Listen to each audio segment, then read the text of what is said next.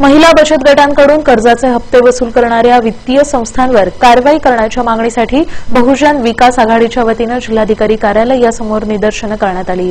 नोटाबंदी निर्णयानंतर आरबीआयने 30 डिसेंबर 2016 पर्यंत सर्व बँका, फायनान्स आणि वित्तीय संस्थांना कोणत्याही प्रकारच्या कर्जाचे हप्ते वसुली करण्यास मनाई केली आहे। मात्र तरीही महिला बचत गटांकडून कर्जाच्या हप्त्यांची वसुली वित्तीय संस्था करत आहेत। या विरोधात बहुजन विकास आघाडीच्या वतीनं जिल्हाधिकारी कार्यालयासमोर धरणे आंदोलन करण्यात आलं। बहुजन विकास आघाडी पक्षाचा बहुजन विकास आघाडी पक्षाचा प्रवीण दादा तुम आगे बढ़ो, हम तुम्हारे साथ हैं। यंत्रमाग कामगारांना त्वरित रोखीने वेतन अदा झालीच पाहिजे। यंत्रमाग कामगारांना त्वरित रोखून वेतन अदा झालीच पाहिजे।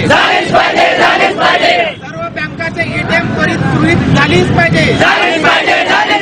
महिला बचत गटाकडून कर्ज हप्ता वसुली करणाऱ्या वित्तीय संस्थांवर कारवाई झालीच पाहिजे। यंत्रमाग कामगारांना त्वरित रोखीने वेतन अदा झालीच पाहिजे। आधीच बँकांमध्ये पैसे नसल्याने हैराण झालेल्या गरीब महिला फायनान्स कंपनीच्या कर्ज वसुलीच्या तगाद्यामुळे अडचणीत आल्या असून ही कर्ज वसुली त्वरित थांबवण्याची मागणी संघटनेचे जिल्हाध्यक्ष प्रवीण सोनवणे यांनी केली आहे। आज माननीय जिल्हाधिकारी साहेब सोलापूर यांच्या पूनम गेट समोर बहुजन विकास आघाडी सोलापूरच्या वतीनं जाहीर निदर्शने करण्यात येत असून आमच्या प्रमुख मागण्या अशा आहेत की विडी यंत्रमाग कामगारांना त्यांचे वेतन रोख स्वरूपात अदा करावे, जेणेकरून त्यांच्या दैनंदिन गरजा भागवता येतील।